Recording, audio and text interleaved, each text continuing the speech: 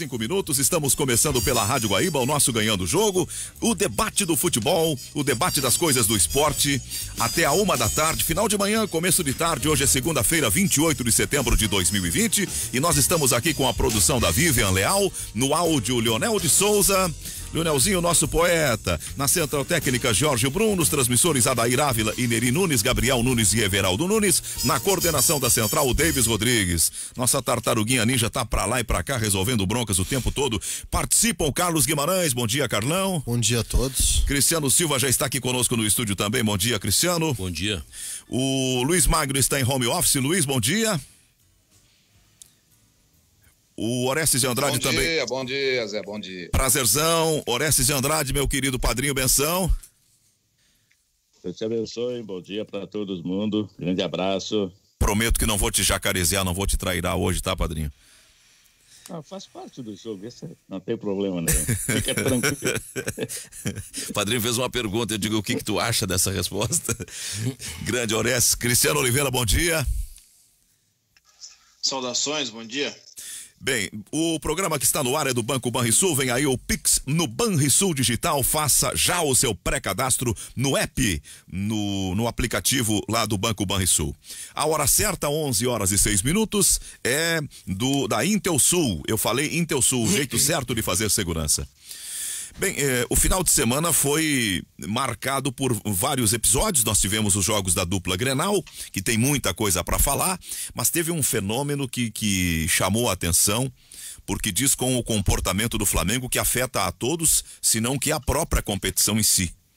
E o Flamengo num processo de isolamento ao tentar melar a sua participação na rodada do Campeonato Brasileiro.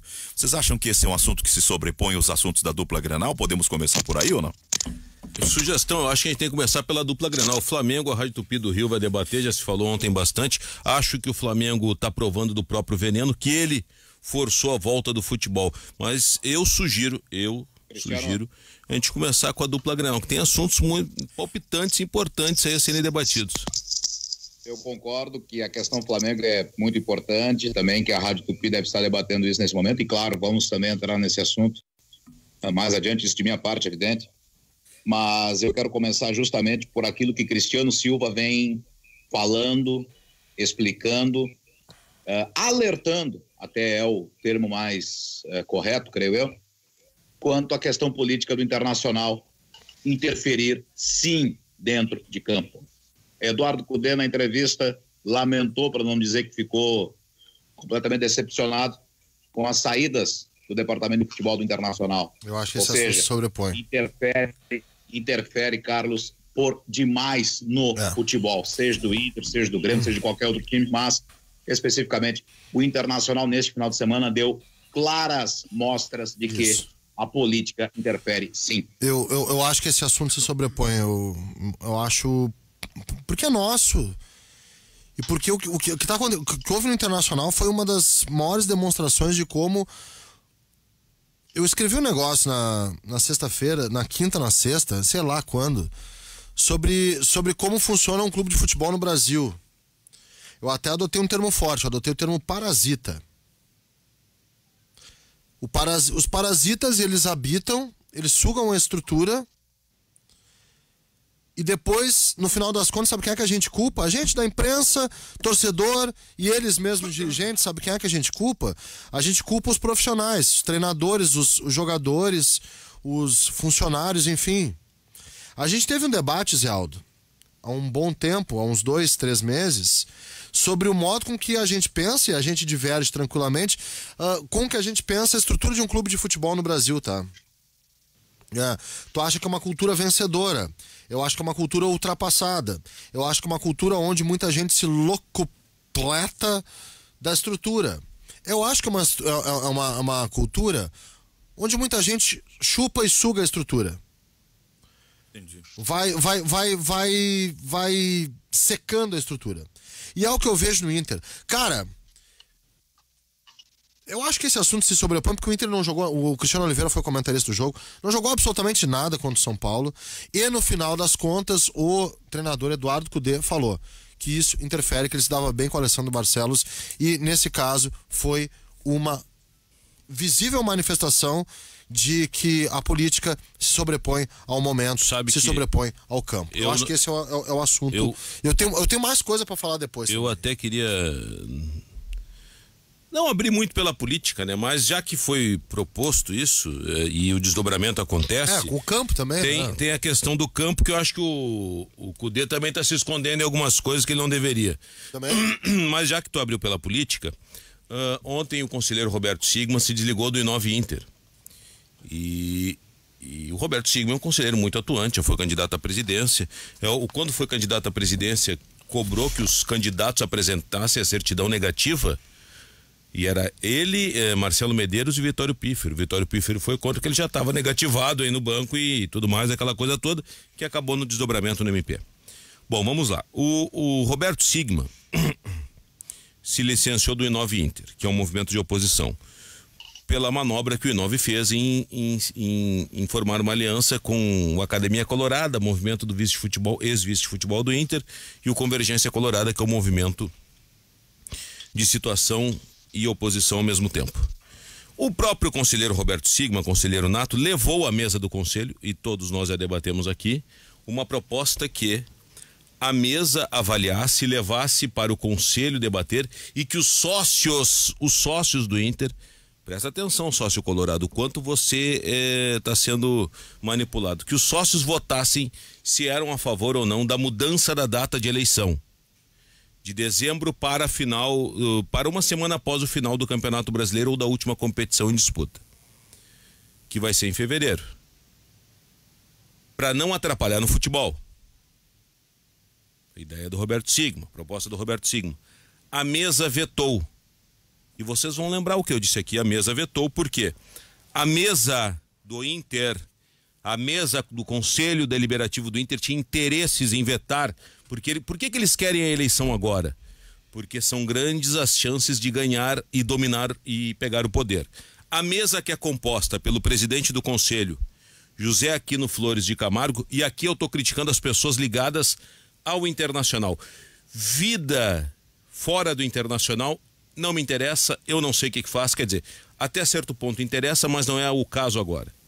Não estou criticando família, não estou criticando nada, estou criticando a pessoa com o seu trabalho no Inter. O presidente do conselho, José Aquino Flores de Camargo, Guinter Spode, que é do movimento Intergrande, que, se eu não me engano, faz parte da Confraria 98, que são os dissidentes dentro do movimento. Lenise Duval, que é do movimento Povo do Clube, que é de oposição. Desembargador Guinter. Luciana Gomes, que é do I9 Inter, movimento de oposição, e João Francisco Pereira, que é do Convergência Colorada. Esses conselheiros compõem a mesa do conselho. Eles pegaram a ideia do conselheiro Roberto Sigman, amassaram e jogaram no lixo. Por quê? Porque aqui sócio colorado tem o interesse de não levar a eleição para fevereiro, porque a política, primeiro, do quanto pior, melhor para ganhar a eleição. Então, como o José Aquino ontem se licenciou do conselho, da presidência do conselho, para concorrer à presidência do Inter, e isso era um plano dele já bem antes, não é vantagem levar a eleição para fevereiro. Guinter Spode, que deve apoiar o Aquino, também não vê vantagem. A Lenise Duval, que é do Povo do Clube, e o Povo do Clube quer a eleição agora, porque não vê vantagem em levar para fevereiro. Embora o Navarro, Rodrigo Navarro, que é um conselheiro ativo do Povo do Clube, ele particularmente gostaria que a eleição fosse em fevereiro, mas aí ele iria contra o movimento. Luciana Gomes, do I9 Inter, a mesma situação, tem que ser agora. E o José Francisco Pereira, do Convergência, também. Então vetaram a ideia. Sócio colorado, você foi manipulado, você não teve o direito de decidir se você gostaria que a eleição fosse agora, em dezembro, ou em fevereiro, para não entrar a política no futebol. Bom, a mesa do conselho vetou. O Roberto Sigman saiu do I9 Inter porque não gostou da atitude da aliança com a Academia Colorada. Ontem ele divulgou carta. A política está dentro do vestiário. E agora é aquilo, quanto pior, melhor. Os candidatos estão com o bloco na rua. E eu já cansei de dizer aqui que para a oposição, quanto pior o momento, melhor para ganhar o poder. A briga pelo poder, a vaidade e a sede pelo poder Isso eu já dizia antes de acontecer todo esse movimento, isso aí vai afetar o futebol e o Inter não vai ganhar nada. Então, repito, o Inter não vai ganhar nada. Só para, Oreste, só para deixar um detalhe só interessante. O Alessandro Barcelos, que é do Movimento Academia Colorada, quando ele foi colocado como vice de futebol do Inter, o movimento político do Marcelo Medeiros, o Inter Grande, a Confraria 98, que é a velha guarda do movimento, que é composta pelo Roberto Melo também, e pelo médico Eduardo Hausen, eles foram contra. Como um vice de futebol de outro movimento vai estar no futebol? Não pode. E aí, esse Confraria 98, que deve ter 30 conselheiros, articularam lançar José Aquino Flores de Camargo. Entre esses 30 conselheiros está o filho do Dr. José Aquino de Camargo, o Leonardo Aquino. Lançaram José Aquino contra aquilo que pensava a grande maioria do movimento, Marcelo Medeiros, que era fazer Alexandre Chaves Barcelos como sucessor. Só que ainda tem a questão jurídica, se o Alexandre pode, não pode, ou se o João Patrício Hermann pode, não pode. Bom, feito que eu até disse, olha, teve um movimento de golpe dentro do movimento Intergrande. Está confirmado agora, José Aquino Flores de Camargo é candidato. Me causa estranheza que, em um outro momento, José Aquino Flores de Camargo foi candidato pelo povo do clube, que é um movimento completamente diferente daquilo que pensa o movimento Intergrande. Então, é por onde tem a vaga eu vou. Serve esta crítica também para o Convergência Colorado. O Convergência Colorado é o José Sarney da política do Inter. Onde tem a brecha para assumir o poder, eu vou. Ou então, para deixar mais claro, é o MDB. O Convergência é o MDB. Para quem não lembra, o MDB tinha na vice de Dilma o Temer, que ajudou a derrubar a Dilma, além das grandes burradas que a Dilma fez, para assumir o poder. O Convergência também estava na gestão Vitório Pífero, para chegar no poder mais rápido. E agora está na gestão Marcelo Medeiros, e por sua vez assinou para apoiar a oposição do Marcelo Medeiros.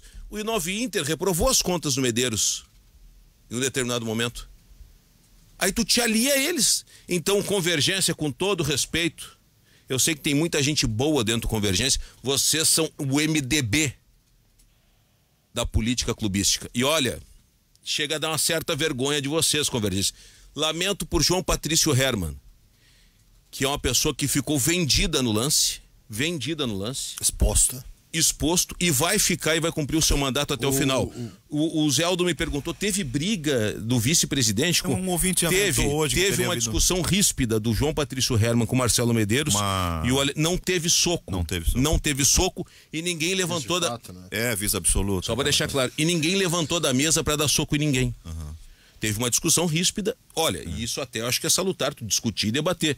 João Patrício foi contra a movimentação que fez o Marcelo Medeiros, mas disse, porque o Marcelo Medeiros tem traíra, eu quero saber quem são os traíras.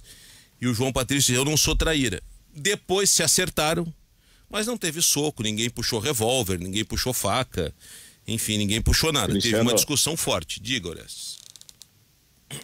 Essa frase é interessantíssima, quanto pior, melhor para ganhar a eleição, mas é um time grande de secadores dentro do próprio Internacional, hein? Que loucura isso, cara. Eles não são grandes, eles querem o poder e eles conseguem manipular. Por isso que eu digo, o sócio colorado, a eleição vai acontecer. E outro detalhe interessante, não é só a presidência, renova 50% do conselho. E aí é que muita gente está saindo agora e quer permanecer no conselho. Então, sócio colorado, quando você votar, olhe bem a nominata. Você não é obrigado a votar para presidente num e na mesma chapa. Você pode votar em outra chapa. E eu aqui vou dizer, pelo que eu conheço e conheço bem do Inter, eu só vejo 3 nomes com capacidade para comandar o Inter na próxima gestão. 3 nomes. Alexandre Chaves Barcelos, que depende da questão jurídica do Profut. João Patrício Hermann, que também depende da questão jurídica do Profut, e Dani Dubin do I9 Inter. São esses 3 nomes que eu vejo com capacidade. Agora tem um outro detalhe. Não basta ser o presidente, tem que ver com quem eles vão fazer aliança para ser do conselho de gestão. Tem muito chupim querendo pegar o governo, porque sabe que o orçamento é bom, embora tenha um déficit grande, o orçamento é bom. Preste atenção, sócio colorado, quando for votar, e leia bem Você tem que ler bem a nominata das chapas pro conselho. Tem muita gente boa que foi conselheiro e tá de fora. Deixa eu entrar nessa aí, porque... eu escrevi isso e acho que o Oliveira depois vou passar, se o Zé Aldo me permite, para o Oliveira para fazer análise do jogo, né? Como eu comentei no sábado, o Grêmio, e eu vi com um foco assim mais distante, até vi do lado deles o jogo, né, do Magno, do Oliveira, mas é óbvio que o foco do comentarista é completamente diferente, até porque depois eu já me envolvo com o jogo seguinte, quando for falar, né, do jogo do Grêmio com o Atlético, especialmente algumas coisas interessantes do Atlético, aí eu falo até com mais propriedade, tá? Mas eu acho que eu preciso fazer essa transição pro campo, porque o que a gente tá vendo, eu já tinha dito isso antes, tá? E a gente vai pegando informações. Parece que hoje a composição de alianças, de conchavos, de relacionar, ou de pular, ou até de saltitar de grupo por grupo, de construir coisas visando a eleição, parece que tudo isso é mais importante do que as coisas que rolam dentro de campo para esses conselheiros do Internacional e para muita gente que está junto do Internacional. Eu tenho amigos dentro do Internacional. Política partidária é assim também, tá? Claro, ainda bem que eu trabalho com futebol nessas horas, tá? Ainda bem que eu trabalho com futebol nessas horas. Mas o modelo da política comum está sendo o modelo da política comum é esse. Esse. Eu lembro desde antes, cara. Eu lembro quando foi construída uma aliança, o Cristiano vai lembrar, lá há muito tempo atrás, pelo Záquia, que trouxe o Inter 2000 para a gestão, que era a oposição. Que é para a presidência do conselho. Fernando Miranda se juntou a Pedro Paulo Záquia e Pedro Paulo Záquia ganhou para a presidência do conselho. Isso é depois. Eu tô falando antes, quando o Pedro Paulo Záquia era presidente do clube e trouxe para a gestão do futebol o Ibsen como chefe da turma, que tinha o Fernando Carvalho e o Fernando Miranda, que era mais ou menos para dar uma aliviada no Inter 2000. Mas ali caiu todo mundo logo em seguida. O Carvalho caiu. Caiu logo em seguida. Carvalho era do Inter 2000. E aí entrou. Foi logo depois daquela experiência com o Marco Narras e o Larry Pinto de Faria Júnior. Aí veio o Ibsen, Carvalho e Miranda, e logo depois eu acho que eles foram tocar pelo Define na época. Alguma coisa assim. Ou pelo Paulo Rogério Amoretti. Um dos dois assumiu tempo futebol. Silvio Silveira pode ter participado dessa também. Bom, de qualquer forma, tá? Tu vai entrar no campo? Vou entrar no campo e fazer a transição, tá? Só me permite fazer uma frase, então. Vou fazer a transição. Porque antes de entrar no campo, muda a estrutura e o sistema de parasitismo, ele é um fenômeno inerente aos processos humanos. Ele vai continuar, ele só vai se adaptar. Mas pelo menos tem uma coisa. Tu tira a figura do dirigente amador, que a gente chama, e cria um modelo de uma estrutura profissional. Ok. Os parasitas, eles vão dar um jeito de entrar no sistema. Eu acho que sim, mas pelo menos... Até porque para ganhar tu precisa dos parasitas. Mas pelo menos eles não estão... Mas pelo menos eles não estão... Pra fazer o serviço sujo. Mas pelo menos eles não estão enrustidos. Eles não estão disfarçados, eles não estão,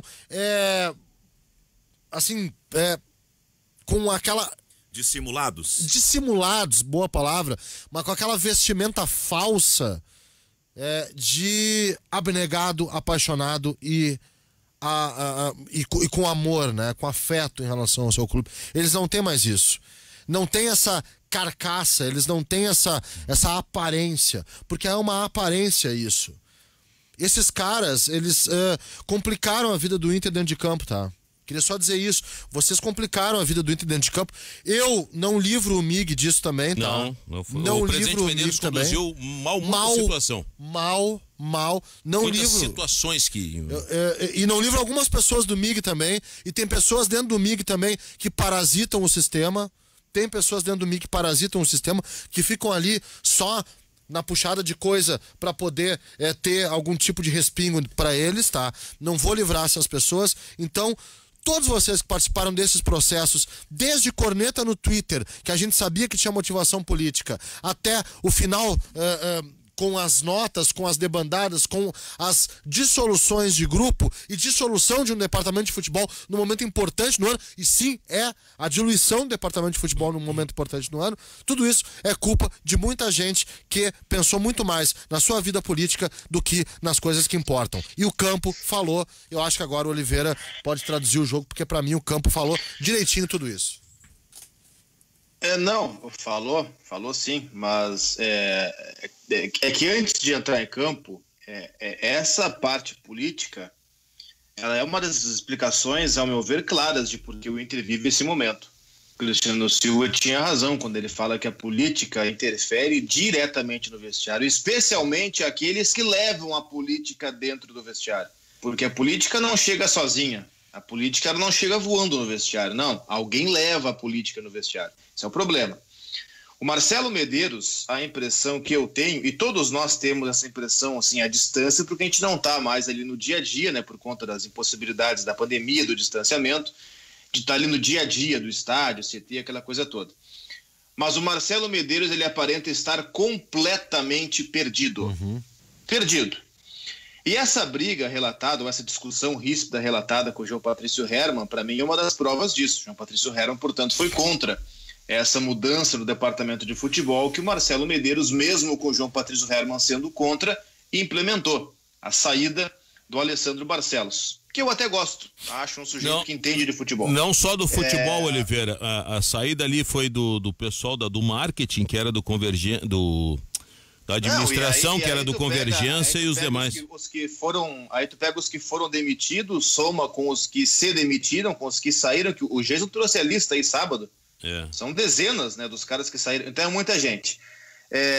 Eu concordo com a avaliação de que para a oposição, embora no mundo real não deveria ser assim, né?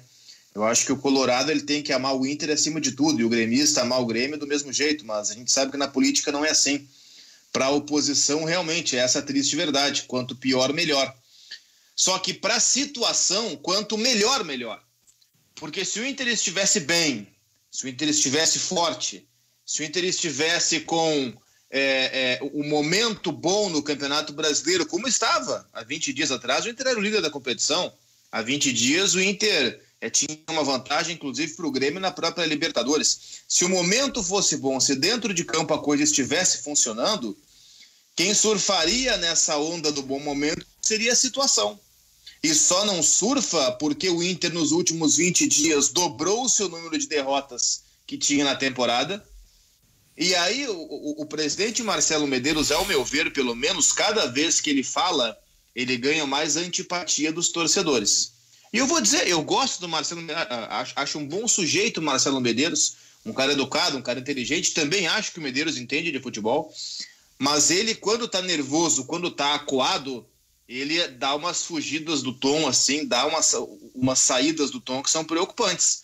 A coletiva de sexta-feira, ele usou de um discurso, assim, de vitimismo, que é um discurso não condizente com o momento do Inter. Primeiro que ele relembrou o caso Vitor Ramos, lá atrás. Gente, faz 4 anos, passou, página virada, tá? Já era esse caso. Relembrou que pegou o Inter na Série B, o que é verdade. Mas é meia verdade. Porque a partir daquele momento em que ele pega o Inter na Série B, tem 4 anos de gestão, onde não há nenhum título conquistado, nenhuma faixa colocada no peito, nenhum troféu levantado, nem o da Série B, nem de Campeonato Gaúcho. São 2 vitórias em 16 grenais.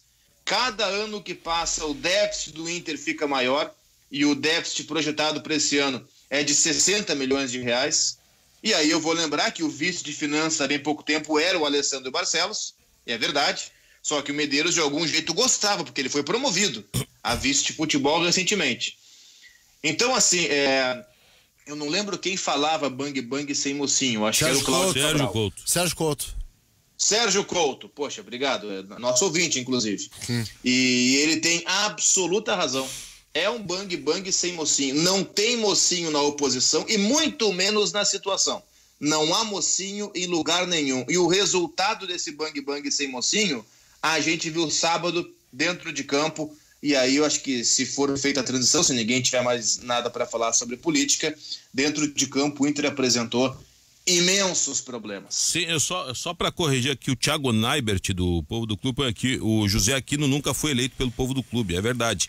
Apoiou o Povo do Clube em 2016, apoiou porque ele queria botar o filho no conselho e usou o Povo do Clube. Mas tá feito a correção. Obrigado pela audiência aí, Thiago Naibert do Povo do Clube. Orestes, eu não sei se ele quer falar alguma coisa, se o Magno quer falar alguma coisa sobre esse assunto inicial. Senão vou eu aqui. Mas eu gostaria de falar das questões dentro de campo. Eu sei que o Oliveira deu a deixa. Sim, também. Só uma questão sobre o Eduardo. Só mais uma. Pode ser. Não, só para fechar o assunto em relação a mim. Vai fechar esse vai voltar daqui a pouco. Vai voltar. Vai voltar, tá? Olha só, gente. Esse assunto parece que interessa. A nossa live disparou, foi lá pra cima. Eu só tenho um recado para dar às pessoas que me mandaram recados. E a outras pessoas que mandaram recado no Twitter. E pessoas que eu nem conhecia. Tinha gente que eu nem conhecia. E fui apresentado, muito prazer. Obrigado pela audiência, já me acompanha há tempo aí. Eu não vou personalizar isso, tá? Eu não vou personalizar. Eu não vou entrar em nenhum tipo de guerra de qual é o lado dos bonzinhos e qual é o lado dos bandidos, tá, gente? E não vou nem personalizar vocês. Minha bronca aqui, e não fiquem brabos, por favor, é com a estrutura, tá? Sim, é com o sistema. É com o sistema. É importante falar isso aí. Só um detalhe. Quando eu levantei o assunto aqui, pra mim, pode ganhar quem quiser ganhar, concorrer em fevereiro. Eu quero dizer isso. Quer duelar, puxar faca, dar tiro, cuspiu na cara do outro, fazer essa patifaria que estão fazendo, vocês tinham que fazer em fevereiro. Agora vocês ferraram o futebol do Inter. Vocês ferraram o futebol do Internacional. Vaidosos, prepotentes, sedentos pelo poder. Vocês ferraram o futebol do Inter. O que, por mim, poderia ganhar o Zezinho. Só deixa eu terminar aqui. Só deixa eu terminar. Só que em fevereiro. De minha parte, tá? De minha parte em relação às pessoas que muitas... Sim, isso aí tá tendo uma repercussão, tá? Eu não tenho lado, velho, tá? Queria só dizer pra vocês, eu não tenho lado. Se eu tiver lado, eu tenho lado das pessoas que eu gosto. Gosto de A, gosto de B, pessoalmente. De preferência num bar. De preferência fora dessa estrutura que vocês estão dentro e respeito que vocês querem estar dentro. Eu tenho o lado internacional. Eu acho não. O bem pra imprensa, como o bem do Grêmio. O meu lado, assim, ó, essas pessoas que eu gosto, outras que eu não conheço, inclusive, me mandaram recado, outras que eu gosto à distância, outras... Até que eu não gosto muito, me mandou recado, tá? Mas tudo bem. Mandou recado e obrigado pela audiência, tá? Embora também abasteça outros lados, enfim. Meu problema é com a estrutura. A minha metralhadora, quando ela for acionada, ela vai pra tudo que é lado. E quando eu quero elogiar, eu elogio tudo que é lado também, tá? Só pra dizer que, como o Cristiano Oliveira falou, bang bang sem mocinho, eu tô eu não voto, eu não sou sócio, eu não sou nada, e nem quero ser. Eu tenho só algum carinho, algum respeito e alguma surpresa com um recado especial que eu recebi. É isso.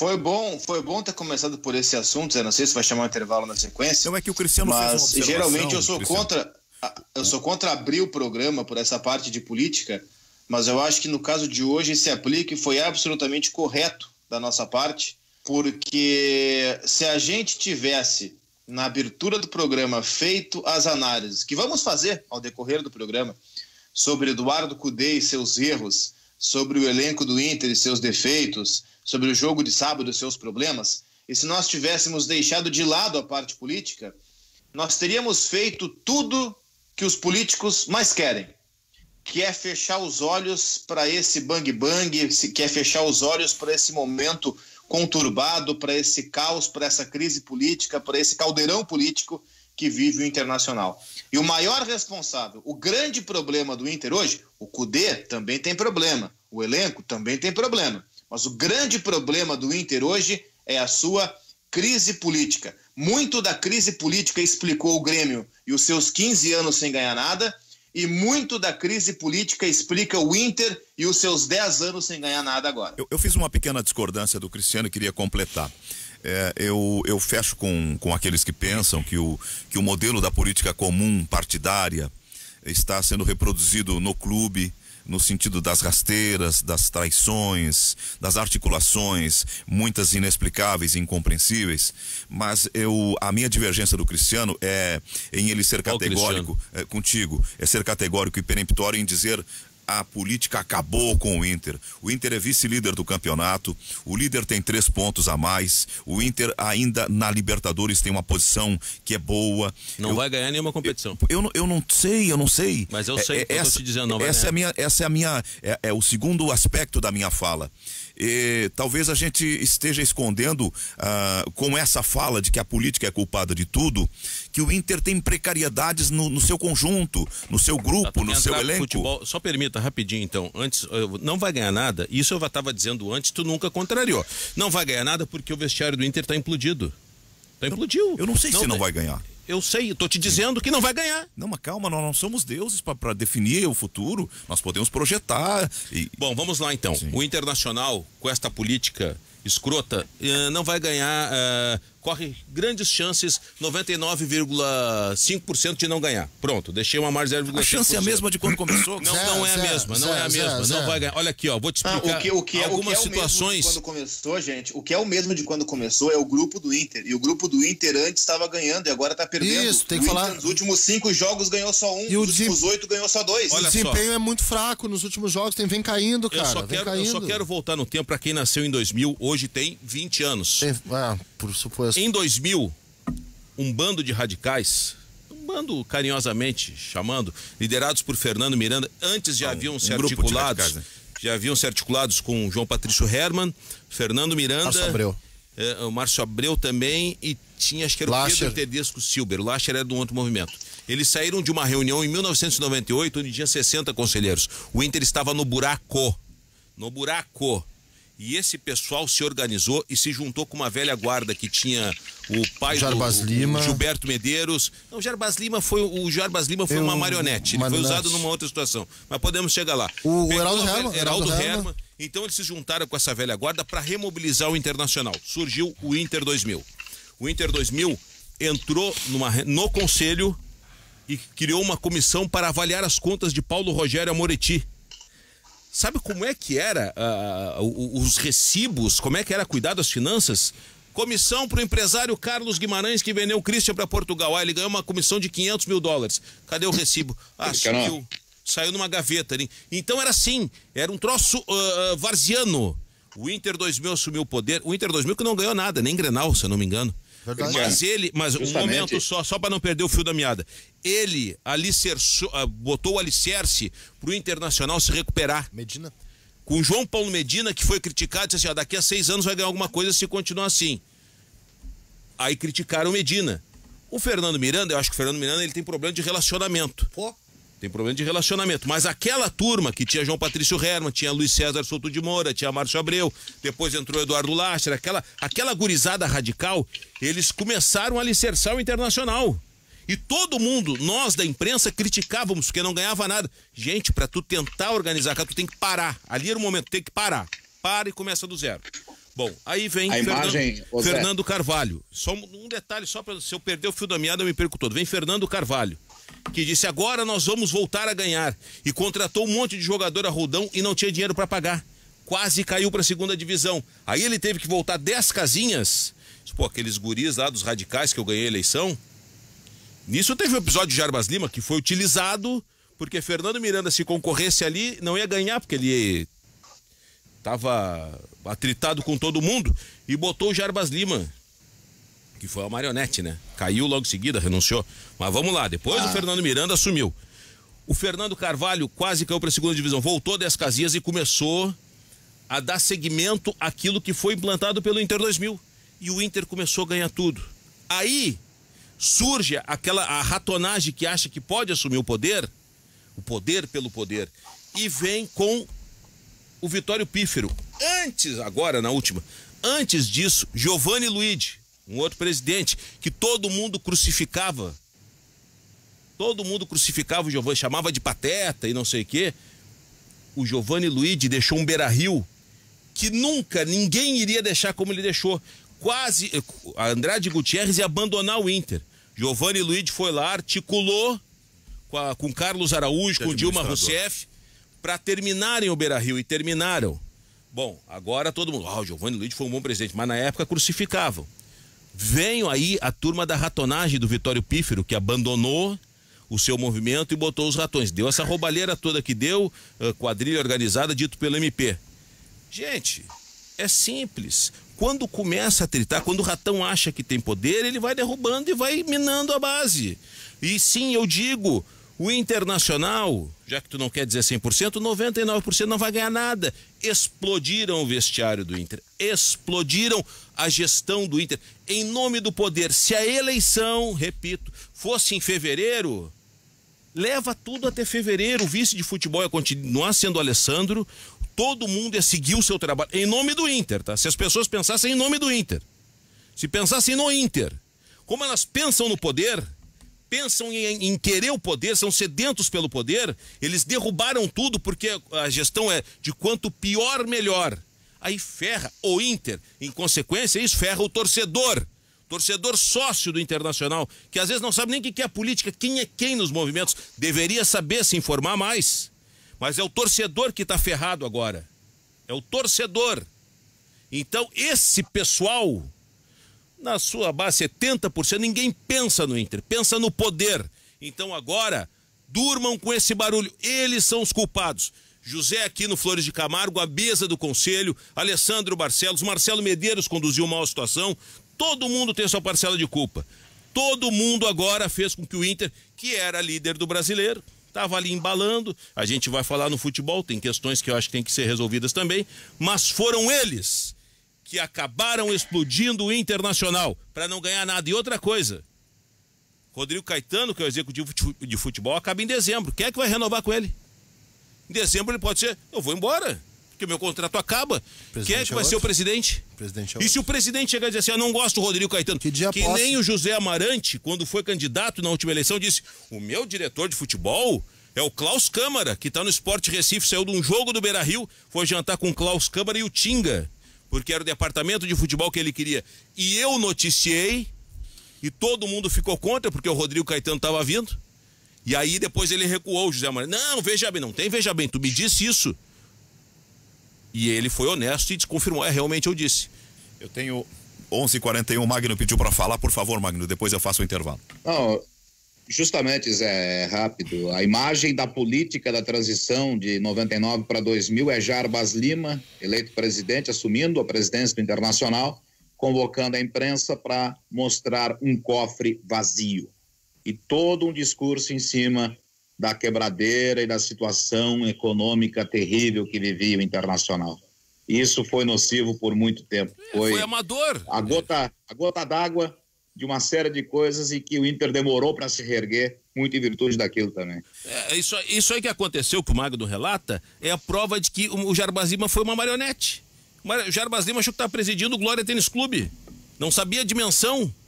E aí ele viu que o buraco era muito mais embaixo e renunciou. Ali foi erro do Inter 2000 em lançar um cara. Não, esse aqui vai ganhar porque acima do bem e do mal. Eu não acho que foi um erro. Eu acho que não foi. Sabe por quê? O Jarbas Lima, Carlos, Jarbas Lima era deputado federal, era conhecido em todo o estado, tinha todo um nome. Não tinha rejeição. Mas é isso que o Cristiano falou. Não, ali pra mim foi um grande acerto, inclusive, sabe por quê? Porque se o Inter 2000 coloca o Fernando Miranda pra concorrer, não ia ganhar. Se coloca o Pedro Silber 2 anos antes, o Pedro Silber concorre contra contra o Paulo Rogério Moretti. E perde pra Moretti. O único nome possível era um nome que tinha essa aceitação. Cara, bem ou mal, é um laranja, né? O Jarbas Lima foi um laranja, né? Bem ou mal não, ele foi um laranja. Então... Essas expressões são um pouco pejorativas. Não, não é pejorativa, ele é verdadeiro, ele foi um laranja. Não, eu tô usando entre aspas, tá? Se trata de um... Carlos. Eu preciso fazer um intervalo, O Silber concorreu contra o Záquia. Contra o Záquia, certo. O Orestes também quer falar. Vamos lá, padrinho, depois a gente vai pro intervalo. Eu quero dar uma palavrinha bem assim, rápida, sobre o Internacional de Campo. O Cudê falou que já interferiu essa confusão toda no edifício treme-treme, lá na estrutura do Grêmio, já interferiu no campo. E ela pode interferir muito mais. O Inter é vice-líder do Campeonato Brasileiro, está bem na Libertadores da América, mas se continuar perdendo, vai interferir muito mais e a crise vai aumentar. O vestiário já está implodido e muita coisa pode acontecer. Eu acho que pode piorar bastante e muita gente vai ficar feliz com o Inter piorando, aqueles que estão secando, e a torcida vai ficar com o pé atrás. Eu acho que Está complicada a situação, a estrutura do edifício treme-treme do Grêmio na direção do Internacional, na direção está complicada e tem muito pano para manga ainda. Tudo vai depender também do resultado de campo do Internacional a partir de agora. E tá bem nas mulheres e tá bem no sub-20 também. Mas a gente volta para continuar falando sobre esse tema envolvendo o Internacional, depois do intervalo, sempre em nome do Banco Banrisul, no Ganhando o Jogo pela Guaíba. Bom, voltamos então ao debate. Nós estamos tratando de Inter e estamos falando muito de forma permeada da questão política e do futebol, mas agora vamos focar mais no futebol. Eu estava ouvindo aqui o Cristiano atentamente, o Cristiano Silva, e eu tenho uma preocupação em procurar, não querer contrariar pelo contrariar ou querer apresentar seu original de Almeida, um ponto de vista apenas diferente para ser diferente. Mas a gente fez um grande reconhecimento do Renato, da sua capacidade de pensar Grenal, de montar o Grêmio, e atribuímos no dia seguinte ao clássico todos os méritos ao trabalho do Renato. Reconhecemos que o Grêmio foi melhor, que mereceu a vitória, e fizemos aqui um elogio aberto ao Renato.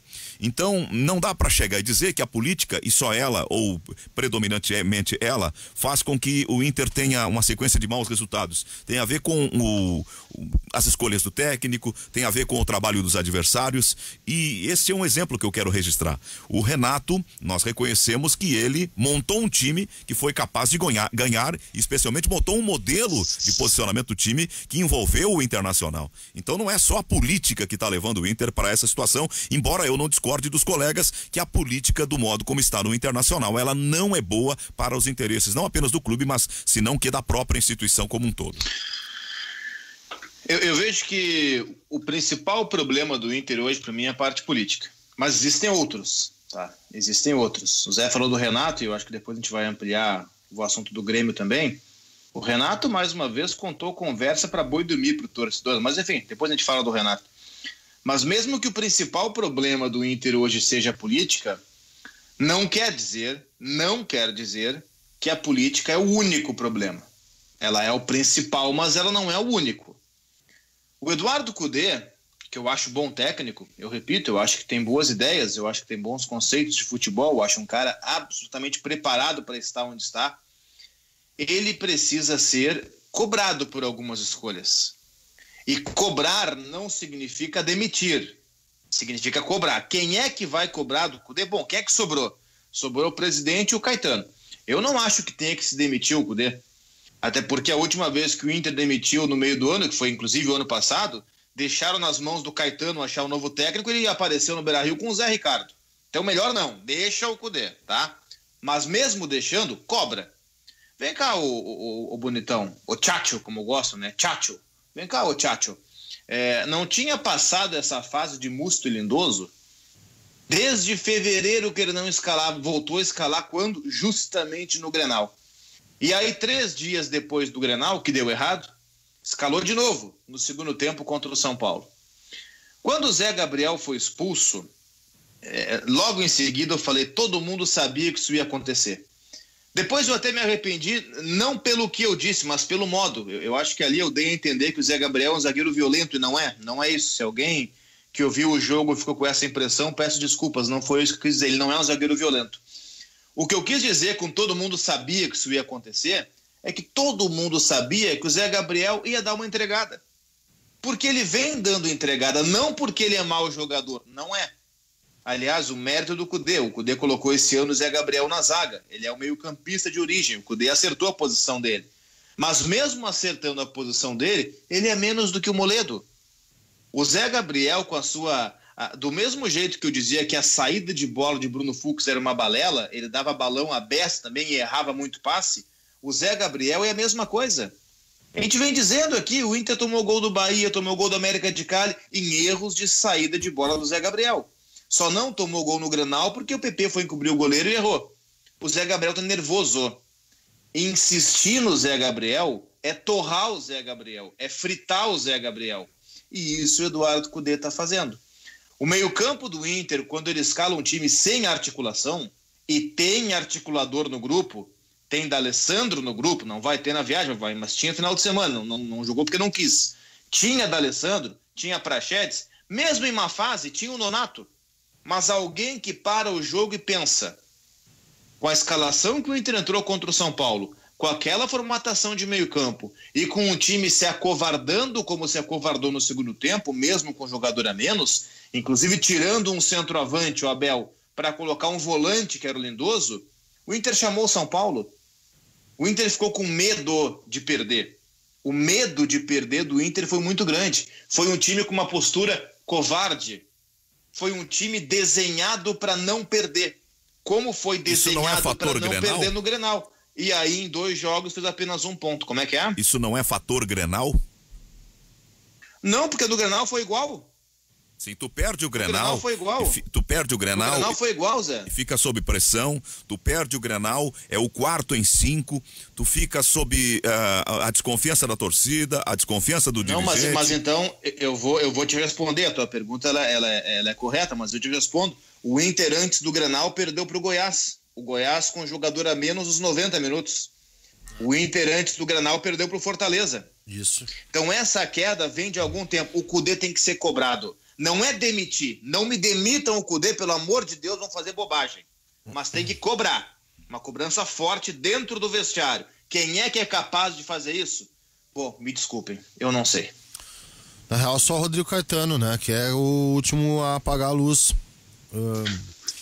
O que me preocupa no Cudê, e fala um cara muito, mas muito, e até acusado de ser...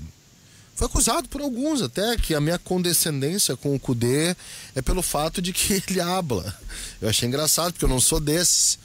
Não é pelo fato de que ele habla. Talvez pela questão conceitual.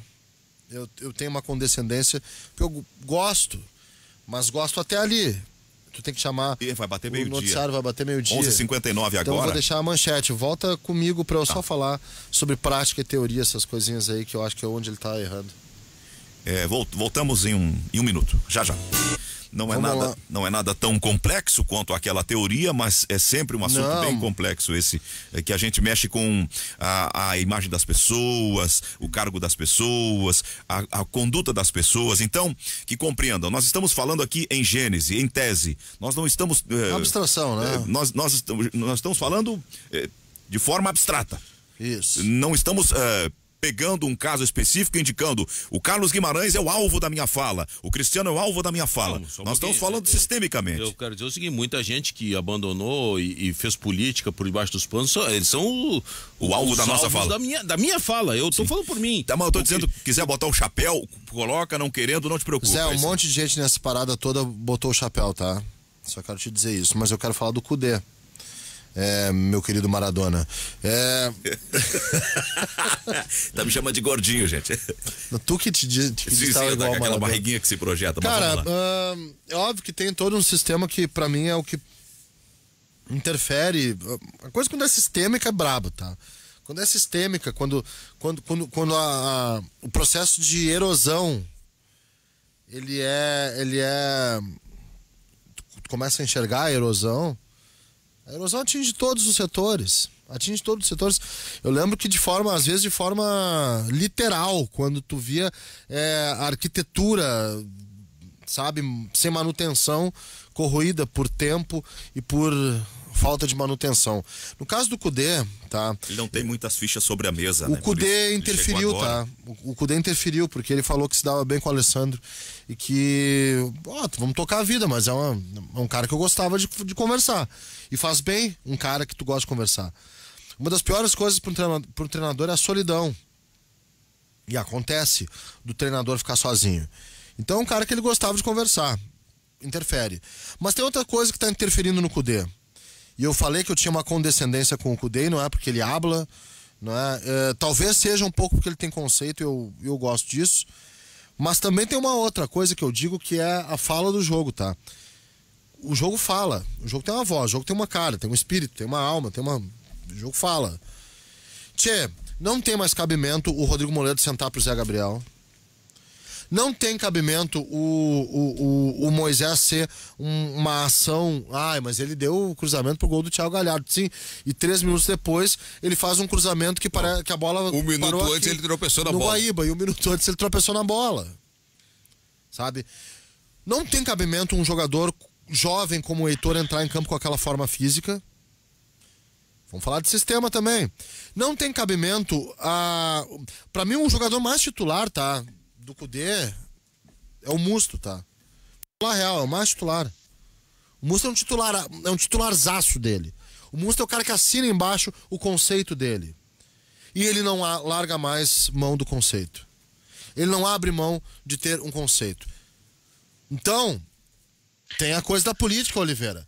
Mas tem também um apego incondicional com mais condescendência. E olha que eu me acho condescendente. Eu me acho meio... Eu gosto do Kudê, mas com mais condescendência de um monte de gente incapaz de criticar o Kudê por conta da apresentação da ideia. A maldita ideia que eu vejo, Oliveira, toda semana, e tu viu no teu jogo, no meu até não teve. Porque é diferente a saída de bola do Santos. É diferente do Santos, do Atlético. Eu falei Santos porque era o Everson. É diferente a saída de bola do Atlético, depois eu vou explicar. Mas toda maldita rodada desse Campeonato Brasileiro, eu vejo os caras perderem bola na saída de jogo, de tiro de meta, por conta de uma firula estilística em que lá o não sei quem vai me dizer, é pra dar superioridade numérica. Veja bem, entenda o conceito. Da mesma forma que me explicaram, a vantagem do São Paulo é que é um jogo de posição. Não é, depois eu vou falar do Atlético. Então vamos parar com essa coisa, porque o jogo tá falando algo completamente diferente do que eu tô vendo. Não venham me tirar pra cachorro porque vocês leram um livro. E esse é o problema do Kudê. Tá na hora de botar o dedo na ferida de um cara, repito, que gosta do Kudê e é condescendente com muita coisa, sem demissão, mas errando muito nisso, muito. Eu fui buscar aqui qual foi a primeira vez que eu falei sobre isso e digitei aqui, porque eu lembrei o termo que eu tinha usado. Eu usei o termo que o Eduardo Kudê está dando mais importância ao polígrafo do que ao campo. Hoje é 28 de setembro, 27, 28? 28, né? Hoje é 28 de setembro. Amanhã é 29. Amanhã é 29, o Zé Aldo fica feliz, né? Vai forrar os bolsinhos. Mas eu escrevi sobre isso a primeira vez, pelo menos no Twitter, 17 de fevereiro. Coloquei esse termo, botei a minha arroba ali e achei. 17 de fevereiro. E eu coloquei o seguinte... Ao tirar Moledo e colocar Fux, é isso que eu escrevi, Kudê está dando mais importância ao polígrafo do que ao campo. 17 de fevereiro. E não é simplesmente uma crítica ao Moledo ter perdido a vaga no time naquele momento. Claro que a base da análise era essa. Mas o que é o cara que dá mais importância ao polígrafo do que ao campo? O cara que dá mais valor para a apostila do que para a grama? É o cara que prefere a teoria do que a prática. E eu repito, a teoria do Eduardo Kudê, ela é muito boa. O Kudê é um técnico muito bom. Muito bom. Ninguém faz a campanha que ele fez em Libertadores com o Rosário Central, patrolando o Grêmio, se não fosse um grande técnico. Ele caiu só para o campeão naquela ocasião, caiu para o Atlético Nacional de Medellín. Ninguém é campeão argentino com o Racing. Ser campeão argentino com o Boca e com o River é mais fácil, tá? Ninguém é campeão argentino com o Racing, que tudo bem, é um dos grandes, mas tem menos poder que Boca e River, por acaso. Eduardo Kudê é bom técnico, tem boas ideias, tem bons conceitos, sabe, conhece futebol. O problema é que ele está esbarrando naquele muro que separa a convicção de teimosia. E é aí que entra colocar o polígrafo acima do campo. Por que não joga o Moledo?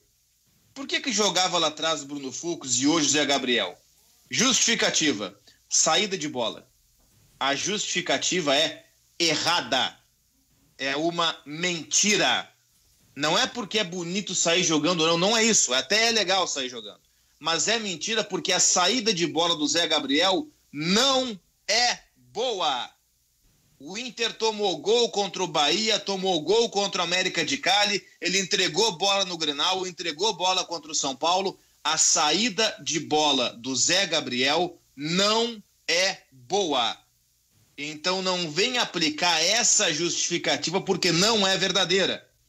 Por que é que joga o Musto? Segundo ponto. Porque o Musto entende, porque a saída, porque ele se posiciona, porque ele vai para cá e vai para lá. O Musto, ele é com a bola um pêndulo entre os zagueiros do Inter. Ele recebe a bola da direita e dá um passe de 3 metros para a esquerda. Ele recebe a bola da esquerda e dá um passe de 3 metros para a direita. É isso que o Musto faz com a bola. E sem a bola ele faz falta. Então, não serve. não serve. Não dá para ser titular do Internacional o Musto. O Lindoso de primeiro volante rende muito mais do que o Musto. Se já não pode ficar o Musto no time titular, imagina os dois juntos. E olha, de forma muito sincera, eu acho que o Musto não fez um mau Grenal, tá? Eu acho que ele fez um Grenal até razoavelmente bom. Mas não dá para tu abrir o meio-campo com um jogador que só destrói. E destrói fazendo falta. Não é o cara que vai desarmar e entregar a posse de bola. O Musto, ele para o jogo, porque ele faz a falta. Ele não desarma, ele faz a falta. Então não dá.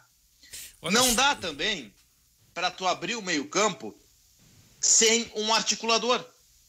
O elenco oferece, o elenco te dá o D'Alessandro, o elenco te dá o Praxedes, o elenco te dá, mesmo em má fase, o Nonato. Te dá alguém que para a bola e pensa. Então não tem justificativa para encher o meio-campo de condutores de bola sem que haja alguém para pensar. Eu busquei números para fechar essa minha participação mais longa aqui pós-meio-dia, do que o Inter faz com a bola, porque essa pergunta é a pergunta que eu levanto para debate.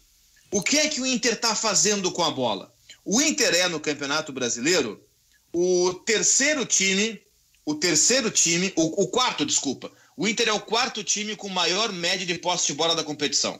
Ele é o quarto que tem a bola e é o sétimo que troca passes. Aí tem já uma discrepância.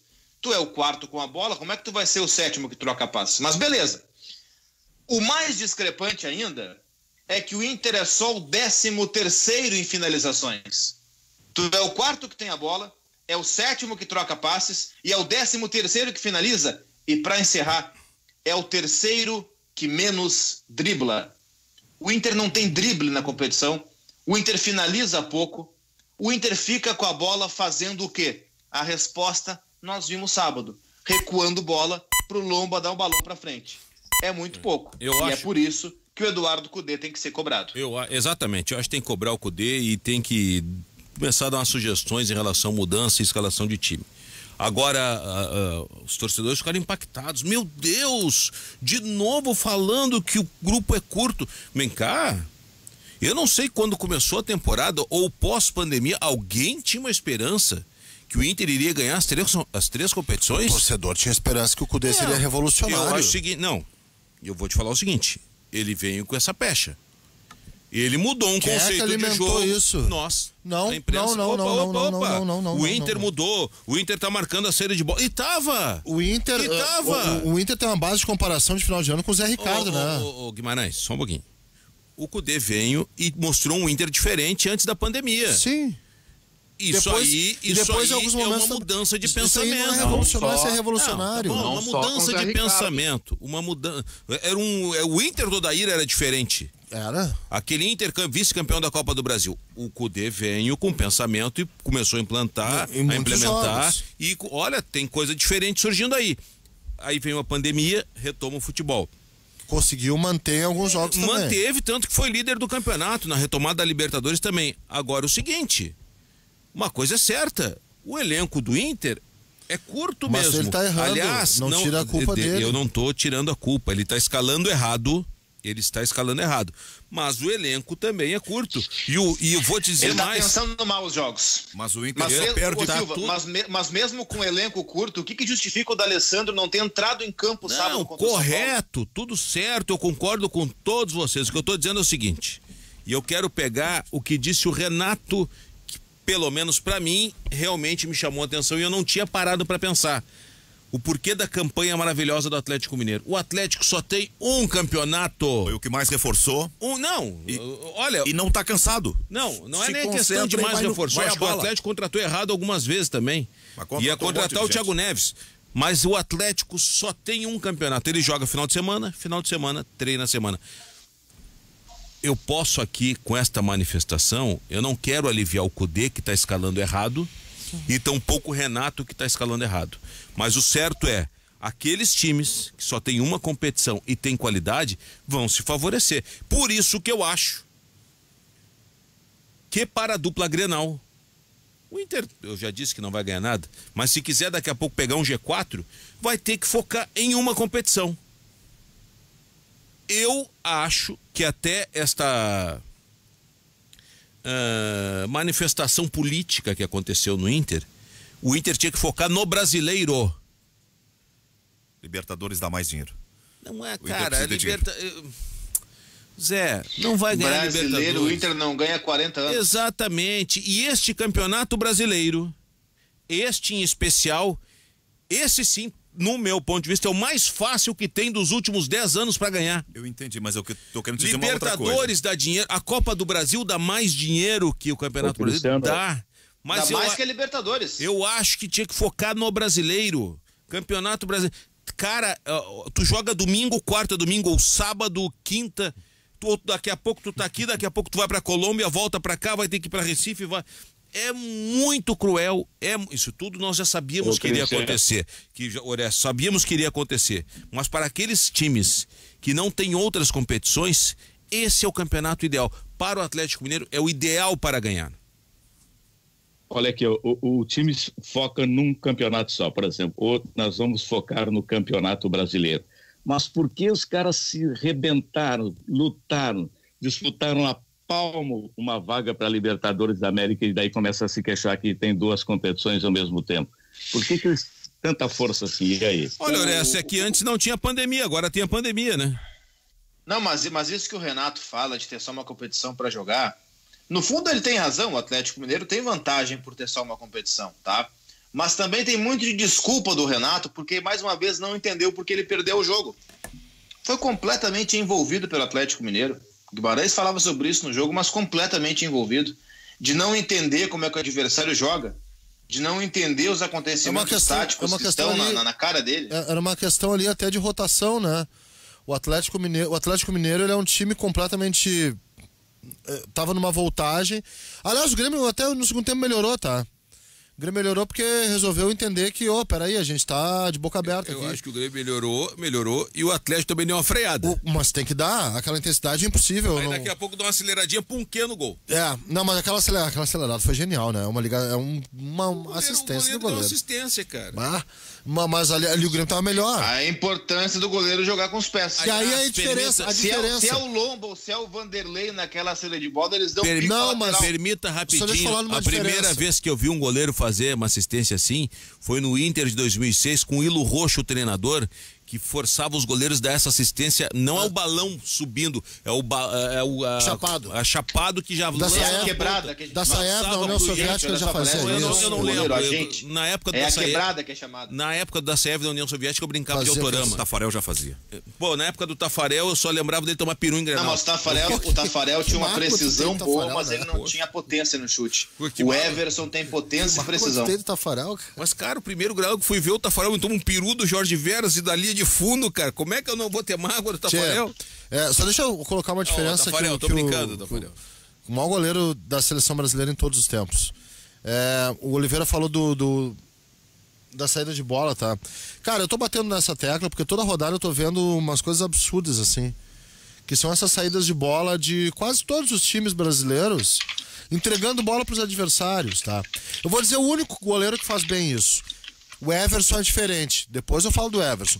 O único goleiro que joga bola com o pé no futebol brasileiro, de verdade, se chama Felipe Alves do Fortaleza. Exatamente. Se chama Felipe Alves do Fortaleza. Mas aí ele tem um problema, o Felipe Alves. E foi convocado para a seleção também, não é bom com o pé? Qual deles? Santos? Sim, o Santos mas menos do que esses aí. Eu não acho tanto assim. Qual é a saída que tu não gosta? Aquela que o goleiro dá de ladinho pros zagueiros ali. Mas vem cá. Não funciona. Quando o Fernando Diniz começou a fazer isso, todo mundo olha... Não funciona. Não, eu não gosto. Eu vou dizer como é que tem que ser a saída sem balão e sem fazer isso, tá? As coisas... Tem um meio termo, tá? Acho o Felipe Alves o melhor com o pé. O problema do Felipe Alves é que quem ele tem pra jogar é o Paulão e o Quinteiro. O Paulão e o Quinteiro. Aí a bronca complica, entendeu? Aí tu vai dar. Aí não tem o que fazer. Ele é muito bom. Não, gente, olha só. O problema de sair tocando de ladinho no tiro de meta é se o time adversário tá com os 10 jogadores no teu campo. Não, mas o Everson é diferente. Curto, né? Só que os times estão sendo, esse é o problema. A diferença, Oliveira, é que o Felipe Alves, embora tenha técnica, o Thiago Volpe, que eu acho que não tem tanta técnica assim, o Marcelo Lomba, que eu também acho que não tem tanta técnica assim, quem mais faz isso direto, Tem mais gente que faz isso direto. Eu vou pensando aqui. Todos os times estão fazendo isso. Tirando o Cássio, que ainda bem não faz, porque é o pior jogador com a bola nos pés. O Vanderlei não joga nada. Não, o Grêmio não faz também. Porque não joga nada. Não joga nada com os pés. Não é um jogador de bola. Mas tem alguns times que fazem, tá? Não, o Vanderlei o Fernando Miguel faz. No Santos. Por isso, quando chega o Everson, né? Por não saber jogar com os pés. O Fernando Miguel faz e não é tão bom com os pés. Tem vários que fazem e não são tão bons com os pés. Então o Muriel faz e não é tão bom com os pés. Mas vamos lá, tá? O Everson é diferente. O Everson, ele arma. Ele não toca de ladinho. Por quê? Porque como o Atlético, o Zé Aldo viu comigo, joga com o bloco alto, os zagueiros estão lá em cima. Bloco na rua. Na rua. É na rua mesmo. Cara, a gente viu o Júnior Alonso e o Igor Rabelo na intermediária do Grêmio. E o Everson no meio de campo e mais ninguém. Ele arma. Ele não dá de ladinho pra ter ali uma superioridade, pra ter um estilinho ali, né? Não, o Everson é um jogador de linha a mais. Exato. Assim como é o Felipe Alves no Fortaleza. Felipe Alves é um jogador de linha a mais. Isso faz muita diferença. Mas a diferença, Oliveira, é que no Fortaleza, o Felipe Alves, que pode ser um jogador de linha a mais, ele não vai trabalhar armando pra frente, porque o bloco do Fortaleza não tá alto, o Paulão e o Quinteiro estão do lado dele, e aí ele vai ter que jogar pro lado. No caso do Sampaoli, no caso do Atlético, é reta a armação. É uma armação de jogo. E aí tem a diferença. O Atlético é doido, tá? Ele joga com intensidade a 1000 nos 25 primeiros minutos. Depois acalma. Quando acalmou no segundo tempo, o Grêmio, não, peraí, agora é a chance que a gente tem de igualar o ritmo, assim, né? Vamos... Tá, o Cristiano Silva é da época do pitch, lembra do pitch? Sim. No gravador, vamos igualar esse pitch, porque o pitch do Atlético do Grêmio é assim. E aí eles vão igualar. E ali o Grêmio tava melhor, só que o Atlético provocou um contra-ataque, que foi uma ligação do Everson com o Keno e a marcação do terceiro gol. Eu não achei uma partida tão ruim do Grêmio, tá? Vi partidas piores do Grêmio. Só que sim, vamos reconhecer as coisas, o Atlético é superior ao Grêmio, tá? O Atlético é superior. E o ritmo que o Atlético deu ao jogo... Grêmio ou aquele Grêmio que jogou? Cara, o atual Grêmio é o atual Atlético. É o atual Grêmio, o atual Atlético. Pensando nisso que por causa de ritmo, cara. Eu tenho a impressão que o Grêmio do Renato, no mata-mata, um jogo lá e outro aqui, não perde pra esse Atlético a vaga. Pode ser. São que o Grêmio, um jogo lá, um jogo aqui, não perde pro Atlético. O Grêmio contra o Atlético? Não sei, acho que perde. Olha, pra mim perde os dois jogos. Esse é muito subjetivo. Cara, porque Grêmio Atlético não é Grenal. É Grêmio Atlético. Ele perde lá e periga empatar aqui. O que tá segurando o Grêmio esse ano são os Grenais, gente. Eu penso que o que tá segurando o Grêmio são os Grenais, mas não é só os Grenais. É uma especialidade do Renato, uma dedicação do Renato, uma prioridade do Renato nas competições que dão possibilidade de ganhar alguma coisa. O torcedor é resultadista.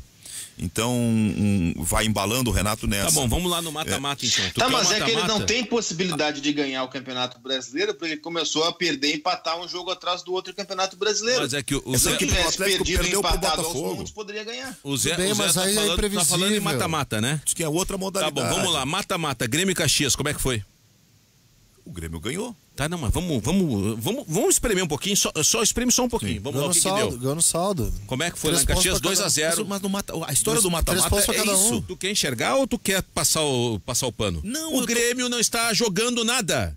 O Grêmio só joga Grenal. Dito deste modo, parece que eu tô querendo fazer a defesa do Grêmio. O Grêmio não precisa de defesa. Mas tu tá querendo fazer a defesa do Grêmio. Eu tô fazendo a defesa de uma ideia. O Grêmio não está jogando nada. A história dos mata-mata, ela é contada por esses heroísmos. Mas aí essa abstração, eles não vão se encontrar no mata-mata. Mas justamente por isso a pergunta, por que então apostar tudo em mata-mata que é imprevisível? Por que não apostar em Campeonato Brasileiro, que é uma competição em que o trabalho mais bem feito vai ser campeão? Isso é abstração do Zé. Agora é uma abstração. Achar que o Grêmio pode ganhar em dois confrontos do Atlético? Meu querido, eles não vão se enfrentar. Pera. Sabe por que é abstração? Porque é uma ilusão, eles não vão se enfrentar. Não tem essa possibilidade. O Atlético só joga um campeonato. Sim, vantagem pro Atlético, isso é verdade. O Renato não mentiu. Não é desculpa, mas é uma verdade. O Atlético tem um campeonato só. A abstração acontece porque é um confronto impossível. Não, mas nós estamos falando de qualidade de time. Tu tá falando de uma hipótese. Sim, para mostrar que a qualidade do Atlético ela não é tão inquestionável assim. Mas eu não estou dizendo que é inquestionável. É um time que corre muito risco. Se numa outra modalidade na qual o Grêmio prioriza os times se enfrentarem, não vai dar 3-1. Zé, não vai dar aquele banho de bola. Uma maneira. Uma maneira. Se o Grêmio for titular e não era o titular, pode dar uns 2-0 Zé, só tem uma maneira nesse confronto abstrato impossível que não vai ser praticado nem em 2020 até fevereiro de 2021 não vai ser praticado, porque não tem como, tá? Só existiria uma maneira do Atlético ser combatido e ter contra si esse antídoto ou um jogo, vá lá pra ser antítese do jogo do Sampaoli, tá, Zé? É ter a mesma intensidade. Olha aqui, só um pouquinho, Horácio, rapidinho, só deixa eu terminar. Rapidinho, Zé, eu te pergunto. Com a Rafa na linha.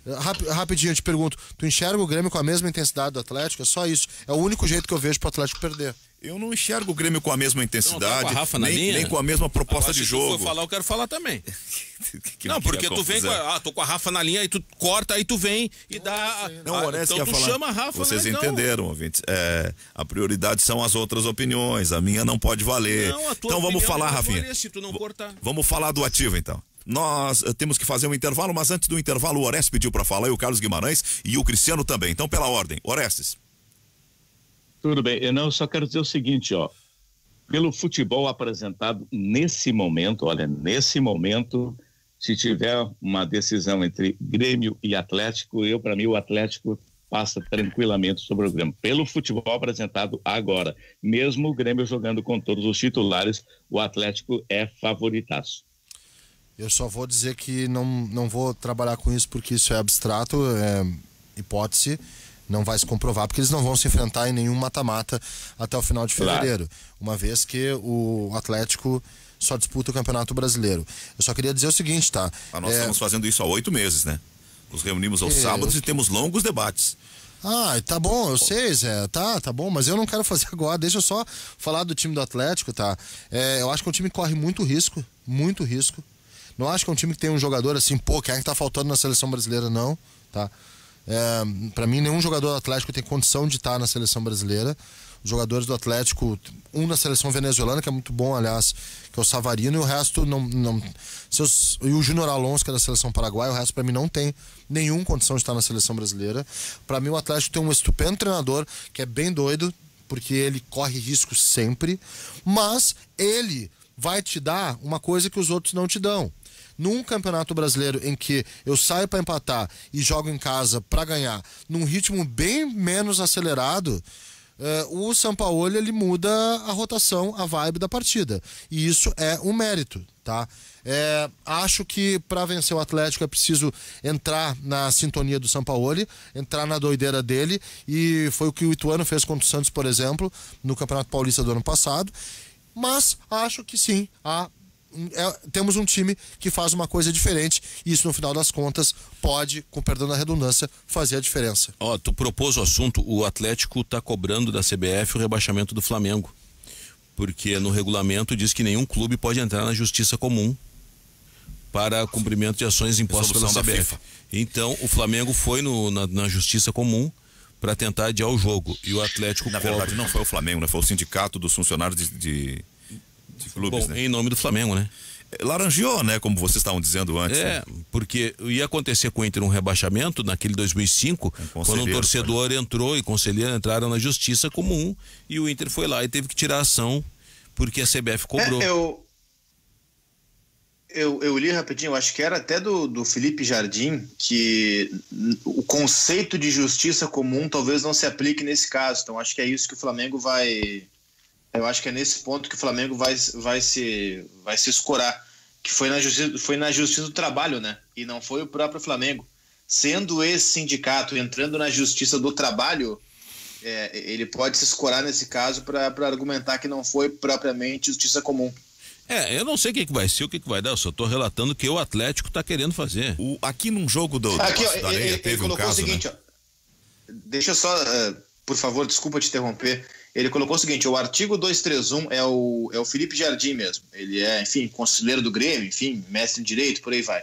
E é do Ministério Público do Trabalho. Isso. O artigo 231 do CBJD proíbe o clube de discutir perante o Poder Judiciário antes de esgotar instâncias desportivas. Veda se beneficiar por atos de terceiro. Eu acho que é aí que está o ponto. JT, aliás, a Justiça do Trabalho, não é justiça comum. Mas para essa discussão isso pode acabar sendo irrelevante, porque o fato seria o Flamengo se beneficiando por ato de terceiros, que seria esse sindicato lá do Rio de Janeiro. Teve um episódio de um jogo que era aqui com 40 graus e naquele gramado artificial do Passo da Areia a sensação térmica batia perto dos 50 e nós vivíamos uma onda de calor terrível no Rio Grande do Sul e o sindicato entrou também na Justiça do Trabalho pedindo a não realização de jogos, a mudança de horários e tudo, e não houve a invocação desse artigo que leva à queda de um time de uma divisão para outra inferior, quando há uma busca do Poder Judiciário. Então talvez seja por aí, né? Bem, vamos fazer um intervalo, são 12 horas e 35 minutos, nós estamos com o Ganhando o Jogo pela Guaíba em nome do Banco Banrisul e voltamos já. Bem, os ouvintes estavam nos cobrando aqui, dizendo, vocês ficaram aí um tempão dando pau no Inter e o Grêmio que tá mal, vocês não falam. A gente já falou de Grêmio e não tem problema da gente voltar a falar de Grêmio, mas não é uma regra assim de ficar, tem que bater. Se a gente acha que tem que fazer alguma observação, alguma crítica, alguma análise, a gente faz, mas não é uma regra, porque os dois têm a mesma importância, nós temos que ficar batendo o tempo todo. O Grêmio que ganhou o Grenal e ganhou merecidamente, eu acho que o Renato tem que saber o porquê que ele ganhou e botar o Grêmio no caminho das vitórias, né? Porque, tá bom, tem um Grenal agora sábado, estamos numa semana Grenal, mas depois, não sei se teremos Grenal, poderemos ter na Copa do Brasil e na Libertadores, mas não vai viver só de Grenal, né, Renato? Pode. Fazer o time jogar bem, amanhã é uma oportunidade, joga em casa com a Católica, força máxima. A posição do Grêmio é ruim. Se a dupla Grenal vencer, acho que classifica na Libertadores. O Grêmio tem 13 pontos, o primeiro rebaixado tem 11, ou seja, o Grêmio está 2 pontos da zona do rebaixamento. E se essa luz vermelha não acendeu ainda na arena, tá na hora de alguém apertar essa chave aí. Os Grenais pro Grêmio esse ano, eles são exceção, não são a regra, né? O Grêmio tem jogado bem esse ano, tirando aquele jogo do América de Cali, os Grenais. E mesmo assim, não todos. O Grêmio do sábado contra o Atlético Mineiro foi o Grêmio que vem sendo esse ano. Mesmo que tenha preservado alguns jogadores, mas é o Grêmio desse ano. Com um adversário melhor, tirar, né? Nem pôr. Esse é o problema, né? Quando pega um bom adversário. Eu tô vendo, a gente tem repercutido o final de semana, e não pode ser diferente. E quando a gente começar a projetar a Libertadores, que já é amanhã, né? Os dois jogos são amanhã, o Grêmio às 7h15 e o Inter às 9h30, a gente vai ver que é uma rodada chave para a dupla Grenal. Primeiro, pelo lado positivo, vendo o copo meio cheio. Se os dois ganharem, acabou o grupo. Os dois estão classificados, tá? Porque daí iriam Inter e Grêmio a 10, os outros dois param com 4, tem só mais uma rodada pela frente e acabou. Né? Pode entrar com o pré-mirim em campo na última rodada que não tem problema. Se ganharem. Agora, se os dois perderem, bom, aí vai ser um horror. Porque se os dois perderem, fica todo mundo com 7 pontos. O grupo hoje ele tem Inter com 7 e Grêmio com 7. O Inter à frente nos critérios. América de Cali com 4, Universidade Católica com 4. Se Grêmio e Inter perderem amanhã, fica todo mundo com 7 pontos. Inter com 7, Grêmio com 7, América com 7, Católica com 7. E aí, bom, aí a última rodada é a seguinte, atira a vaga pra cima e os dois que pularem mais alto pegam, né? O que não seria o ideal, tu tem que jogar tudo na última rodada. Não, longe de ser o ideal, porque né? Seria o menos indicado possível. Olha, se daqui a pouco pode ficar a dupla Grenal fora, o que hoje é quase que improvável, né? Embora o Inter tenha que jogar duas passa muito por amanhã. Exatamente, passa por amanhã. Por isso que as escalações, o Renato volta o David Braz, embora não sei como é que tá a situação do Jeromel, acho que o Jeromel tá fora, não sei. Mas a volta do David Braz já é um alento, porque pode formar a dupla com Kahneman. E o Inter, que o D'Alessandro não viajou, embora reserva, eu acho que é uma ausência significativa. Mas volta o Patrick. Pela acho fala o Patrick do Renato. tá fazendo falta. Essa é uma grande volta. Pela fala do Renato. O D'Alessandro é aquela situação em que ele é reserva, mas É um jogador que atua quase todos os jogos, ele acaba entrando quase sempre. Falta só o Cudê colocar, né, Magno? Não, e colocar mais cedo no jogo, não às 42. Pela fala do Renato, ele joga na partida de amanhã uma espécie assim de todas as fichas.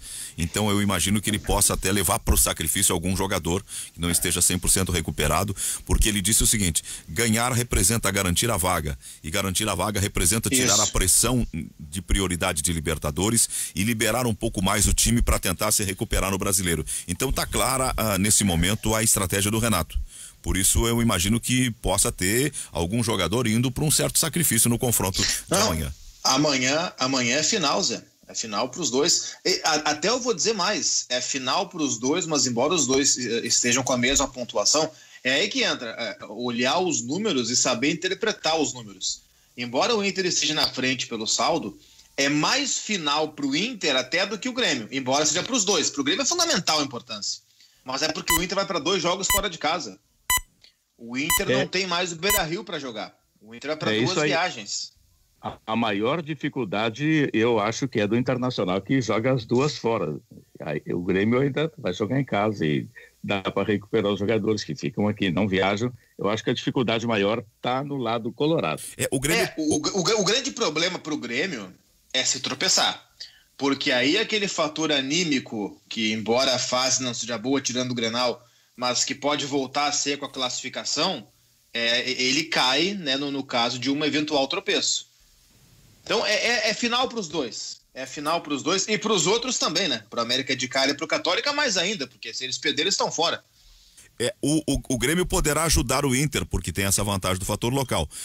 Se o Grêmio impuser o fator local e fizer 10 pontos, na última rodada o Inter pega quem? Católica no Chile. Pega a Católica no Chile, já eliminada. Não, mas tudo bem. Mas olha aqui, ó. O Grêmio, se ganhar, vai a 10, classifica. O Inter, se perder, o América vai a 7. E vai jogar a última rodada com o Grêmio. Na última rodada é Grêmio e América. É Grêmio e América. E o Inter vai. Aí pode acontecer do América ganhar do Grêmio aqui. Pra derrubar o Inter fica fora. Aquela entregadinha. Eu não sei, tu que tá falando em entrega, não da rivalidade, isso é muito comum. Não vai. Teve Inter em São Paulo, teve Grêmio e Flamengo, a história mostra isso. Eu não sei, eu nunca. A dupla Grenal já classifica mais. Não, mas não pode, eu vou dizer por quê. Porque se o Grêmio ganhar hoje, ele vai a 10, certo? Sim. Mesmo que ele dê a tal da entregadinha na última rodada, se o Inter ganhar na última, mesmo que perca, agora o Inter vai a 10. E nos critérios o Inter é melhor que o Grêmio. Então não dá, essa entregadinha está descartada. O saldo do Inter é melhor, né? Isso, o Inter tem saldo 3, o Grêmio tem saldo 1. A não ser que o Grêmio toque hoje um 6-0 na Católica e aí mesmo que perca, aí pode dar a tal da entregadinha. Mas eu duvido que vai acontecer. O que pode acontecer é o seguinte, de um ajudar o outro. Porque se houver, por exemplo, um empate... Vamos lá, o Grêmio ganha da Católica. Vamos partir desse princípio, o Grêmio joga mais cedo.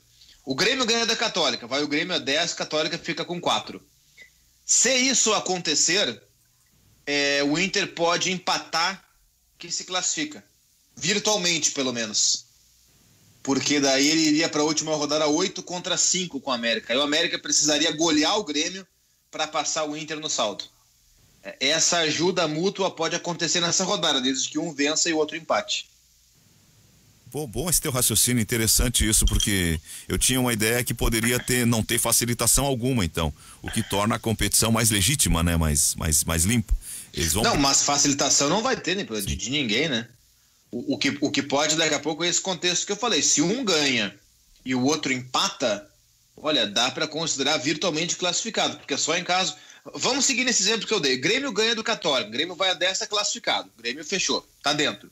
Católica com 4, tá fora, vai um abraço. Se Inter e América, se América e Inter jogam em Cali, se eles empatam, o América vai a 5, o Inter vai a 8. E aí ficaria o Grêmio com 10, o Inter com 8, o América com 5, tá? Dá para botar o Inter virtualmente classificado, porque mesmo que o América vença o Grêmio, o saldo do Inter é 3 e o saldo do América é menos 2.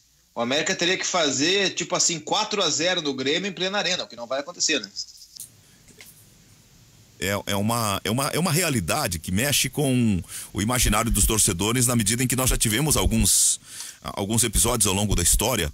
A gente parar no corredor para falar 2 minutos com o Luiz Grisoli, que é o nosso gerente comercial, ele disse, olha, pode perder para todo mundo, só não pode perder pro Corinthians. Ele é um palmeirense fanático. E ele diz claramente, se tiver que entregar para derrubar o Corinthians, que entregue. O torcedor, ele tem essa visão, ele não se incomoda. A gente lembra do episódio com o jogador que fez o gol na volta do Rio, que a torcida tava braba com ele, porque ele fez o gol no Flamengo. Robertson. Foi o Robertson que fez o gol? Depois jogou no Juventude, depois jogou até no Inter, né? Então essas coisas... Bergson e Robertson, o ataque, né? Tá no Cruzeiro agora. Essas coisas são fenômenos concretos que a gente vê e não é ilusão de ótica. Não, mas o que eu tô dizendo aqui é justamente o contrário. É que não tem a chance disso acontecer. Justamente por conta disso que eu tô dizendo agora. Se houver uma vitória de um e derrota de outro, mesmo que na última rodada haja entregada, o time que entregou pode ficar fora. O que eu tô dizendo é justamente isso, que não há possibilidade disso acontecer. É cada um por si. É sem colocar a culpa nas costas do outro, é cada um por si. Os dois têm a chance amanhã de classificar antecipadamente ou de se complicarem muito na competição. Porque eu repito, aí para ver o copo meio vazio, nesse caso totalmente vazio. Se os dois perderem, se a Católica ganhar do Grêmio, a América ganhar do Inter, vai para a última rodada todo mundo com 7 pontos. E aí naquele ditado é tudo japonesa. Todo mundo com 7 pontos, bom, aí é cada um por si e o grupo passa a não ter mais favoritismo, né? Temos agora 12h50. O que mais que ficou do final de semana? Me socorram aí que a gente não tenha falado nesses últimos 7 minutos de programa que possamos falar. O Juventude perdeu, né? Agora sim pode se falar do Flamengo, Zé, se quiser. Não, já não falamos? Não. Mas ampliar, não, falar de todo o contexto, de toda uma situação, de toda a manifestação dos demais presidentes colocando contra a parede o Flamengo, isso foi bonito de se ver. Ele ficou isolado, né? Completamente. Eu li hoje de manhã a matéria do Globo, o isolamento do Flamengo. Mas... Olha aqui, mais uma, ainda a ver com o Flamengo. O Flamengo ficou esses 10 dias no Equador, né, para jogar contra Del Valle e Barcelona de Guayaquil e voltou com 35 casos de Covid, né? 16 jogadores e mais membros de comissão técnica, assessoria de imprensa, por aí vai. E olha só como são as coisas. O Del Valle, o Independiente Del Valle, que foi adversário do Flamengo, ele está anunciando que tem 4 casos de Covid-19. Não tinha nenhum. Jogou com o Flamengo, tem 4 agora. O Flamengo é aquele caso do... É o surto. Não, é difícil dizer isso porque existem muitos torcedores do Flamengo, na imprensa, inclusive, né? E aí parece que é uma coisa acima do bem e do mal. Mas vou dizer, cara, o Flamengo vem ferindo a ética desde o episódio do Ninho do Urubu. A gente falou em gestão boa do Flamengo, porque o Jorge Jesus, jogadores contratados, primeiro a ganhar Libertadores e Brasileiro no mesmo ano. Tá, mas aí é no campo, né? Claro, e aí parece que a gestão é boa porque o campo respondeu bem. O Flamengo fere... A gestão do Flamengo é patética. Fere questões éticas básicas. Questões que são humanas. A gestão do Flamengo é desumana. Pensa só nela. E acha que o Flamengo é maior que todos os outros times do Campeonato Brasileiro ou do futebol brasileiro juntos. Acha que o Flamengo é maior que a CBF, mais todas as federações, mais todos os outros clubes, mas tudo junto ao mesmo tempo. E todo cara que é meio... que fica meio megalomaníaco, ele pratica megalomania. Então vamos combinar uma coisa, a contratação do Domenech Torrente é uma megalomania. É um profundo exercício de megalomania. A do Jorge Jesus também? A do Jorge Jesus menos, muito mais conhecido que o Domenech. O Domenech é o primeiro trabalho, assim, numa liga mais... Não na liga da startup americana, que é uma liga que não faz sentido, um campeonato mais disputado. Jorge Jesus tem carreira, peraí, o Jorge Jesus tem anos como treinador.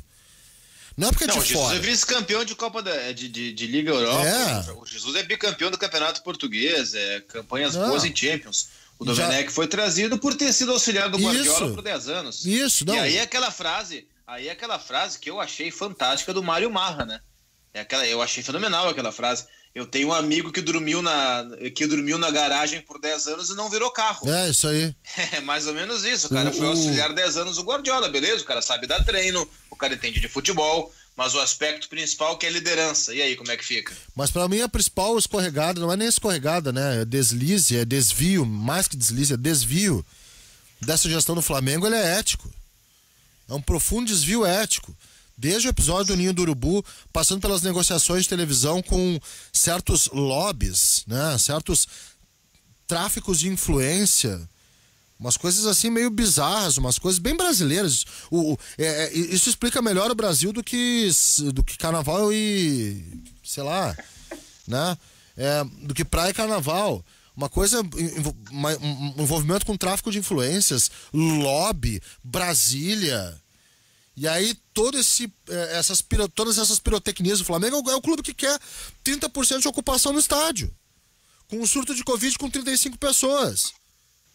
Isso aí não é nem contradição. Isso é uma alienação, é um processo delirante. Não, é desrespeito, cara, é desrespeito.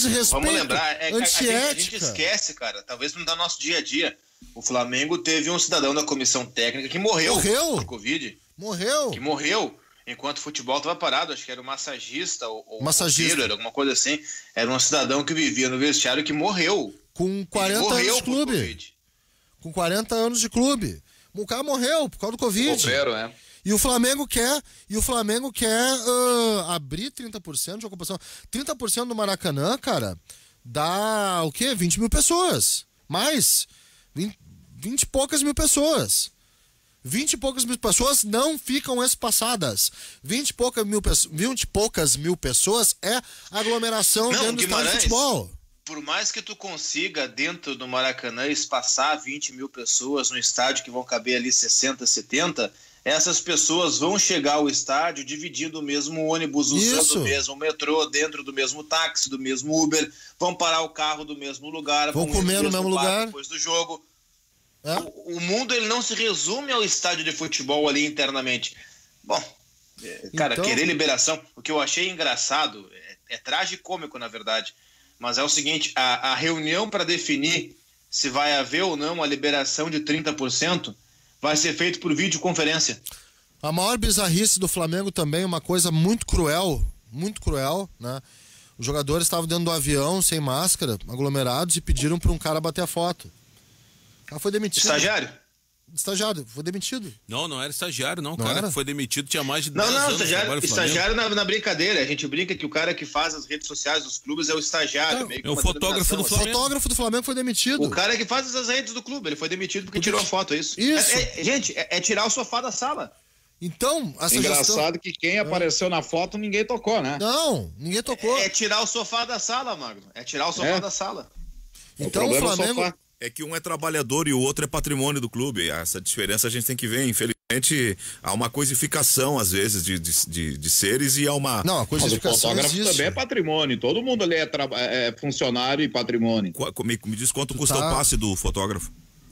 Não, o Zé Aldo falou um negócio cruel. Isso é cruel, tá? Cadê? Mas tu falou coisificação. Tu tá lendo os pós-barbudo. Não. Lendo os pós-Lukacs. Os jogadores são representados. Só que é cruel, caiu a audiência da Rádio Guaíba, demite o porteiro. Vamos medir todo mundo agora pelo salário, então, vamos lá.